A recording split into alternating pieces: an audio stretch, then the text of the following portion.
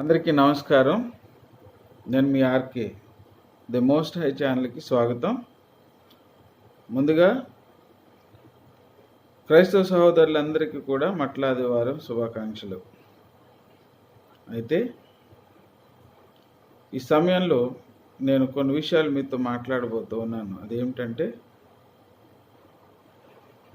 ఎవరైనా కష్టంలో కానీ ఏదైనా ఇబ్బందుల్లో కానీ మీ సమస్య ఏదైనా కూడా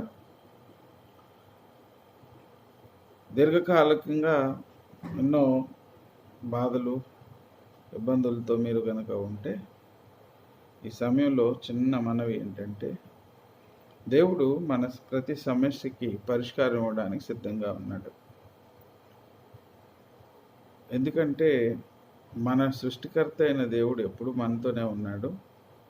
మనం ఆయన అడగక, మనం ఆయన దగ్గర చెప్పుకోక మన సమస్యలు తీరడం లేదంతే. మన సమస్య వచ్చేసరికి అంతసేపు మన ఇరుగు పొరుగు వారికో, మన రక్త సంబంధికులకో, మన స్నేహితులకో, మనకు మంచి చేస్తారని నమ్మిన వారికో చెప్తూ ఉన్నామే తప్ప, మనలో జీవం పెట్టి మన సృష్టించిన సృష్టికర్త మన దేవుడు ఒకడు ఉన్నాడని, ఆయన మనకు సహాయం చేయడానికి ఎల్లప్పుడూ మనతో ఉంటాడనేటువంటి విషయాన్ని దాదాపుగా ప్రజలందరూ మర్చిపోయారు. ఈ సందర్భంగా ఎవరైతే ఇరుకుల్లోనూ, ఇబ్బందుల్లోనూ, కష్టాల్లోనూ సతమతమవుతూ ఉన్నారో, అది ఏ విధమైనటువంటి సమస్య అయినా సరే, అది ఏ విధమైనటువంటి అవసరత అయినా సరే, అది ఖచ్చితంగా మీ జీవితానికి ఉపయోగకరము. దానివల్ల మీకు మంచి జరుగుతూ ఉంది అంటే ఖచ్చితంగా దేవుడు మీకు సహాయం చేయడానికి ఎల్లప్పుడూ మీతోనే ఉంటాడు. మరి దీనికి ఏం చేయాలండి? ఏ గురువు గారి దగ్గరికి వెళ్ళాలి, ఏ గుడికి వెళ్ళాలి, లేకపోతే ఏ చర్చికి వెళ్ళాలి, ఏ చర్చికి వెళ్ళాలి అని అడగకండి దయచేసి. ఎందుకంటే నేనైతే వ్యక్తిగతంగా, ఇది నా వ్యక్తిగత అభిప్రాయం, ఎవరిని బాధ పెట్టాలనో, కించపరచాలనో, లేకపోతే ఎవరిని ఉద్దేశించి అయితే నేను మాట్లాడడం లేదు. కానీ దాదాపు నా బాల్యం నుంచి 25 సంవత్సరాలు నేను క్రైస్తవుడిగా, క్రైస్తవ మతంలో అందరిలాగానే నేను కూడా చాలా భక్తిగా క్రైస్తవ మత విశ్వాసాలను, మార్గాలను అనుసరించిన వాడిని. ఒక డినామినేషన్ అని కాదండి. నేను పుట్టింది, పెరిగింది రోమన్ కాథలిక్ మిషన్ ఆర్సంలో అయితే, పెరిగిన తర్వాత పెంతెకోస్తు సహవాసం, తర్వాత లూథరన్ సహవాసం, తర్వాత ఎల్డిఎఫ్ సహవాసం, ఒకటని కాదండి, ఇలా చెప్పుకుని పోతే దాదాపు క్రైస్తవ మతంలో, అంటే అటు ప్రొటెస్టెంట్స్లోను, క్యాథలిక్స్లోను ఉన్న అన్ని విభాగాల్లోనూ ఎంతో కొంత నాకు అనుభవం ఉంది. అంటే ఆ విషయ పరిజ్ఞానం అయితే ఉంది, ఆ విశ్వాసానికి సంబంధించినటువంటి అవగాహన. ఎందుకంటే నేను కూడా క్రైస్తవుడిగా క్రైస్తవ విశ్వాసాన్ని అనేక సంవత్సరాలు, దాదాపు 25 సంవత్సరాలు నేను అందులో ఉన్నాను కనుక. తర్వాత ఏమైంది అండి అంటే, నేను నా వ్యక్తిగత అభిప్రాయం నేను దీన్ని ఎవరిని మళ్ళా దీన్ని విమర్శించి దీని మీద మీరు ఇలా మాట్లాడుతున్నారని నా మీద దాడికి దిగొద్దు దయచేసి ఎవరు. ఎందుకంటే ఎవరి వ్యక్తిగత విశ్వాసం, ఎవరి అభిప్రాయం వారిది. కనుక నేను క్రైస్తవుడిగా ఉన్నప్పుడు నేను అన్య మతాలను తక్కువగా, అంటే వారి విశ్వాసంలో లోపం ఉంది, మేమే గొప్ప విశ్వాసం, ఏదైతే ఇప్పుడు క్రైస్తవ మత బోధకులు కానీ, క్రైస్తవ మత సిద్ధాంతాలు కానీ చెప్తూ ఉన్నాయో అదే నేను నమ్మేవాడిని. వారిని కూడా నేను కొంత చులకన భావంతో చూసేవాడిని. చులకన భావం అంటే వాళ్ళు విగ్రహారాధికులు, మనం సజీవుడైన దేవుడిని ఆరాధిస్తూ ఉన్నాం, వాళ్ళ అబద్ధమైనటువంటి విశ్వాసం, మనది ఏదో నిజమైన విశ్వాసం. ఈ క్రమం ప్రతి క్రైస్తవుల్లోనూ సహజంగా ఉంటుంది, అది నాలోనూ ఉండేది, జరిగింది. కానీ తర్వాత నేను నా సుదీర్ఘ ప్రయాణంలో నేను దేవునితో మాట్లాడుతూ దేవుని దగ్గర నేర్చుకుంటూ ఉన్నప్పుడు బైబిల్ నుంచే నేను కొన్ని విషయాలను గమనించినప్పుడు నా విశ్వాసాన్ని నేను వదులుకొని నిజమైనటువంటి దేవునితో ప్రయాణాన్ని మొదలుపెట్టాను. గత 20 సంవత్సరాలుగా నా దేవుడు నన్ను అద్భుతంగా నడిపిస్తూ ఎన్నో ఇరుకుల నుంచి, ఇబ్బందుల నుంచి, శ్రమల నుంచి, శత్రు భయం నుంచి, మరణ భయం నుంచి అనేక సందర్భాల్లో నన్ను తప్పించి ఈరోజుకి ఆయన మహోన్నతమైన కృపలో నన్ను భద్రపరిచి నడిపిస్తూ ఉన్నాడు. కాబట్టి నేను చెప్పేది ఏమిటంటే, ఎవరైతే ఇబ్బందుల్లో ఉన్నారో, కష్టాల్లో ఉన్నారో, మీరున్నటువంటి ఆ స్థితి నుంచి బయటకు వచ్చి అభివృద్ధి పదంలోను లేదంటే ఆశీర్వాదకరమైనటువంటి మార్గాల్లో ముందుకు వెళ్ళాలనుకుంటే మీరు ఎవరిని సంప్రదించే అవసరం లేదు. మీకు ఎవరు ఏం చెప్పక్కర్లేదు. మీరున్న స్థలంలోనే, మీరున్న చోటనే కళ్ళు మూసుకుని ఆకాశం వైపు మీ చేతులెత్తి దేవుని వైపు చూస్తూ మీరు చెప్పండి మీకున్న సమస్యని. ఇదిగో దేవా, నా సమస్య ఇది, నా సహాయం నువ్వు చేయి. ఎందుకంటే నీవే నా సృష్టికర్తవు కనుక, నీవే నా తండ్రి కనుక నాకు ఈ సహాయాన్ని చెయ్యి. నీ చేయి చాపి నాకు ఈ సహాయం అందించు, నీ కృప మాపై ఉంచు అని నీకు వచ్చిన భాషలోనే, దానికి ఏం గ్రాంధికాలు అక్కర్లేదు, గ్రామరు అక్కర్లేదు, వచ్చిన భాషలోనే మీరు ప్రార్థన చేసుకోండి. ఖచ్చితంగా దేవుడు మీ ప్రార్థన వింటాడు, మీ సహాయాన్ని అందిస్తాడు. ఇదైతే నేను ఖచ్చితంగా చెప్తాను. మరి ఎవరండి ఈ దేవుడు అంటే, ఆ దేవుడికి పేరు లేదు. దేవుడికి పేరు పెట్టడానికి మీరెవరండి, నేనెవరండి? దేవుడికి ఎవరండి పేరు పెట్టింది? దేవుడిని ఎవరండి చూసింది? నేను మొదటే చెప్పాను, దేవుడికి ఎవరండి పేరు పెట్టగలిగింది? ఆయనకి ఎవరు బొడ్డు కోసారో ఎవరు పేరు పెట్టారు. నాకు మనకు వచ్చిన డౌట్లే. పూర్వం ఒక ఆయనకి వచ్చింది, ఒక పెద్ద ఆయనకి. ఆయన అడిగాడు, దేవా నువ్వు నన్ను ఏదో పని చేయమన్నావు, ఎక్కడికి వెళ్ళమంటున్నావు, బాగానే ఉంది, అన్నీ బాగానే ఉన్నాయి. అక్కడికి వెళ్ళినప్పుడు ఆ ప్రజలు నన్ను అడుగుతారు, నువ్వు నీ దేవుడి పేరేంటి, నువ్వు నేను ఎవరు పంపించారని అడుగుతారు. అప్పుడు నేను ఏమని చెప్పనయ్యా వాళ్ళకి నీ పేరు అని అడిగాడు. అడిగితే అప్పుడు ఆ దేవాది దేవుడు చెప్పిన మాట ఏంటంటే, నేను ఉన్నవాడను అనువాడనై ఉన్నాను అని చెప్పు. అంటే నేను ఉన్నవాడిని అని చెప్పు. నాకు ఏం పేరు ఉంది? ఉన్నవాడిని అంతే. నేనే కాబట్టి నాకు పేరు, నాకు ఏమని పేరు పెడతావు నీ ఇష్టం. దేవుడికి నువ్వు ఏ పేరైనా పెట్టుకో. సుబ్బారావు దేవుడు అని పెట్టుకో, వెంకన్న దేవుడు అని పెట్టుకో. నువ్వు పరిశుద్ధుడు అనుకో, నీ పేరు మీదే పిలిపించుకుంటాడు దేవుడు. అలాగే బైబిల్లో ఒక పరిశుద్ధుడు ఉన్నాడు, ఒక ఆయన ఉన్నాడు, అబ్రహాం గారని. ఆయన ప్రస్థానం గురించి మాట్లాడదాం, నేను కొన్ని విషయాలు మాట్లాడతాను. ఆయన విశ్వాసాన్ని చూసినప్పుడు దేవుడు ఏం చేశాడంటే, నేను అబ్రహాము దేవుడను అని పరిచయం చేసుకున్నాడు. విచిత్రంగా ఉంది కదండి. భక్తుడి పేరు మీద ఆయన పిలిపించుకున్నాడు. దేవుడు అంతేనండి. మీరు యథార్థవంతులైతే, మన నీతిమంతులమైతే మన పేరుని పిలిపించుకుంటాడు. కాబట్టి దేవుడికి పేరు పెట్టేటువంటి కార్యక్రమాలు, దేవుడి పేర్లను వెతికే కార్యక్రమాలు మానేసి దేవుని దగ్గర మనకు కావలసినవి ఏ రకంగా పొందుకోవాలనే దానికోసం మనం ఎప్పుడు కూడా ఎదురు చూడాలి. సరే అండి, నేను ఈ విషయాల్లో మీతో చెప్తూనే గత వీడియోలో నేను మీకు చెప్పినట్లుగా దేవుడు మాకు ఇచ్చినటువంటి ప్రేరేపణ కొలది. అంటే మతాన్ని బోధించడానికి చాలామంది ఉన్నారండి. మనం ప్రత్యేకంగా దాన్ని మతాలను ప్రకటించాల్సిన పని లేదు. దానికోసం చాలామంది ఉన్నారు, చాలా వ్యవస్థలు ఉన్నాయి, వాళ్ళు చేసే పనులు వాళ్ళు చేస్తూ ఉన్నారు. ముఖ్యంగా దేవుడు మాకు ఇచ్చిన ప్రేరేపణ కొలది.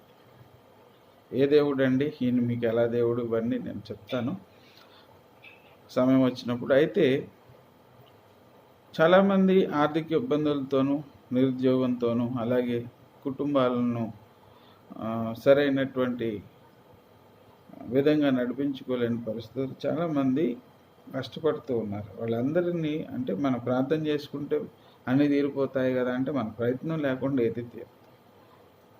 మన వంతు పని మనం చేస్తే దాన్ని అభివృద్ధి చేసేటువంటి కార్యక్రమాన్ని దేవుడు తీసుకుంటాడు. ఎందుకంటే నేను పడుకునే ఉంటాను, నా దగ్గరికి అన్నీ వచ్చేయాలి, దేవా నువ్వు తెచ్చిపెట్టే అంటే దేవుడు కూడా దాన్ని ప్రోత్సహించడు. నువ్వు పని చేసి ఫలితాన్ని ఆశించు అంతే. ఖచ్చితంగా దేవుడు ఆ ఫలితాన్ని ఇస్తాడు. మనం ఇంకా చూసుకుంటే హైందవ ధర్మంలో భగవద్గీతలో శ్రీకృష్ణ భగవానుడు ఒకటి చెప్తాడు, నువ్వు పని చేయి, ఫలితాన్ని ఆశించు, భగవంతుడు ఇస్తాడు అని చెప్తాడు. అంటే ఏ ధర్మమైనా మనం పని చేస్తే ఫలితం అదే వస్తుంది. భగవంతుడు మన పనిని బట్టి, మన యథార్థతను బట్టి, మన నిజాయితీని బట్టి ఇస్తాడు. కాబట్టి పని చేయకుండా ఏది రాదు, ఏది ఉచితం కాదు. ఉచితంగా ఇచ్చాడు దేవుడు ఒకప్పుడు, కానీ దాన్ని మనం పోగొట్టుకున్నాం. దేవుడు ఇచ్చినటువంటి ఉచితమైన కృపను పోగొట్టుకున్నాం, శాశ్వతమైనటువంటి జీవాన్ని పోగొట్టుకున్నాం. అన్నీ పోగొట్టుకుని భ్రష్టులుగా, దేవునికి వ్యతిరేకులుగా మిగిలిపోయాం. అయినా ఇంకా మనందరినీ దేవుడు ప్రేమిస్తున్నాడు కాబట్టి సజీవులుగా ఉన్నాం. ఈ భూమి మీద కూడా జీవ మనుగడ సాగిస్తూ ఉంది, అది గుర్తుపెట్టుకోవాలి. ఆయన ఏమీ నాశనం చేసేయలేదు, మనం ఇంకా ప్రేమిస్తూ ఉన్నాడు. ఆ ప్రేమ సజీవంగా ఉంది కనుక మనం అందరం ఉన్నాం. సరే, ఇదంతా పక్కన పెడితే నేను నిన్న వీడియోలో మీకు చెప్పాను, మరి దాన్ని ఎంతమంది చూశారో నాకు తెలియదు. కానీ ఎవరైతే విదేశాల్లో పనిచేయాలని ఆశపడుతూ ఉన్నారో, విదేశాల్లో ఉద్యోగాలు సంపాదించాలని కోరుకుంటూ ఉన్నారో, అటు వారందరికీ కూడా దేవుని మహాకృపను బట్టి మీ అందరికీ ఒక మంచి సహాయాన్ని, శుభవార్తను ఇవ్వాలని, అందించాలని కోరుకుంటూ ఉన్నాయి. ఏంటంటే ఎవరైతే ఆశ కలిగి ఉన్నారో వాళ్ళు ఒకవేళ ఆర్థికంగా కానీ వాళ్ళ స్థాయి కానీ అందుకు సంసిద్ధత లేకపోయినప్పటికీ కూడా మీలాంటి వారికి, ఎవరైతే ఆసక్తి ఉండి వెళ్ళాలనుకున్న వారికి మా వంతు మేము చేయగలిగిన సహాయం చేద్దామని అన్ని విధాలుగా. అంటే ఇమిగ్రేషన్, మన వీసా ప్రాసెస్ దగ్గర నుంచి, మీకు ఉద్యోగం వెతికి పెట్టే దగ్గర నుంచి, మీరు వెళ్ళడానికి కావాల్సిన అన్ని విషయాలకు మేము సహాయం చేయడానికి ఒక ప్రణాళికతో మేము ముందుకు రాబోతూ ఉన్నాం. ఏప్రిల్ 1వ తేదీ నుంచి మొదట ఆంధ్ర రాష్ట్రం మొత్తం, తర్వాత రెండవ తెలుగు రాష్ట్రం అంటే తెలంగాణ కూడా రూట్ మ్యాప్ చేసి మీ అందరి మధ్యకు రాబోతూ ఉన్నాం. జిల్లాల వారీగా మొదట కడప నుంచి మొదలుపెట్టి శ్రీకాకుళం వరకు కూడా చేయాలని ఆశపడుతూ ఉన్నాం. దానికి సంబంధించిన తేదీలు ప్రతి జిల్లాలోనూ హెడ్ క్వార్టర్లో ఒక్కరోజు మేము ఉండి, అలాంటి ఆసక్తి కలిగిన అభ్యర్థులు ఎవరైనా మమ్మల్ని సంప్రదించినప్పుడు మేము చిరునామా అవి ఇస్తాము. దానికి మీరు ఏం కావాలి, ఏమవుతుంది, ఏది ఉచితమైతే కాదండి, చేసి పెడతాం, సాయం చేస్తాం తప్ప ఉచితం కాదు. అలాగని మీ దగ్గర నుంచి మేమేమి ఆశించడం లేదు. అలాగని ఇదేం ఉచితం కాదు. ఖచ్చితంగా మేము కూడా కన్సల్టెన్సీ కన్సల్టెన్సీ మీదనే రన్ చేయాలి కనుక ఖచ్చితంగా దానికి ఖర్చు అవుతుంది. దానికి ఎంత అవుతుంది ఏంటి, దానికి సంబంధించిన వివరాలన్నీ కూడా నేను మీకు పంచుకుంటాను, మీతో పంచుకుంటాను. అసలు మీకు ఇది రీచ్ అవ్వాలనేటువంటి ఉద్దేశంతో ముందుగా వీడియో చేస్తున్నాను. అలాగే తక్కువ ఖర్చులో విదేశాల్లో MBBS చేయాలనుకునేటువంటి పిల్లలు కూడా మమ్మల్ని సంప్రదించండి. మీరు నీట్ క్వాలిఫై అయినా అవ్వకపోతే అది ఏం చేయాలనేది కూడా మేము చెప్తాం. అవితే కనుక క్వాలిఫై అయ్యి ఉంటే చాలు.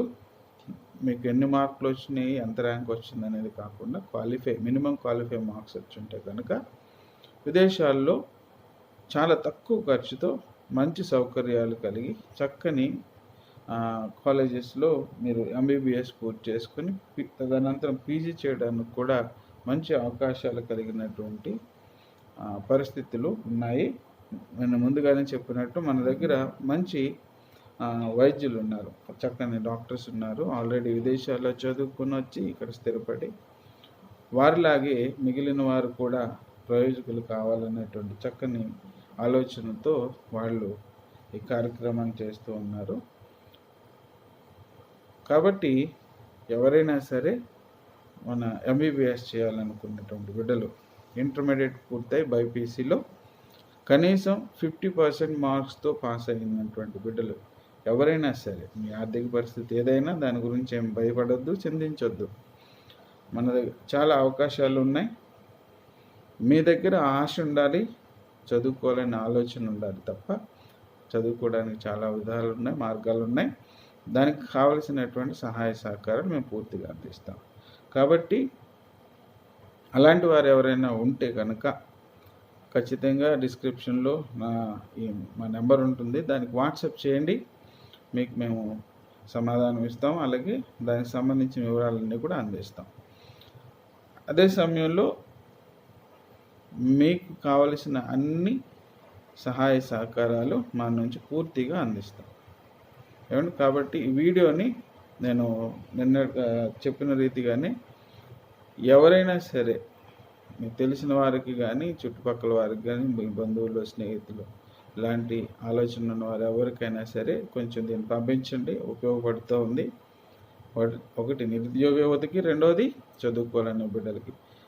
ఓన్లీ ఎంబీబీఎస్ అనే కాదండి, ఈవెన్ మాస్టర్స్ ఏదైనా ఎంఎస్ చేయాలనుకున్నా, వేరే ఫర్దర్ స్టడీస్ ఏదైనా చేయాలనుకున్నా, చదువుకు సంబంధించిన ఏ అంశమైనా సరే, మీ పరిస్థితి ఏదైనా, మీ బిడ్డలు బాగా చదువుకునే బిడ్డలై వాళ్ళు ప్రయోజకులు అవ్వాలనే ఆలోచనతో ముందుకు వెళ్ళాలనుకుంటే, మీ పరిస్థితి ఏదైనా, మీరు ఎలాంటి పరిస్థితుల్లో ఉన్నా, మీ ఆర్థిక పరిస్థితులు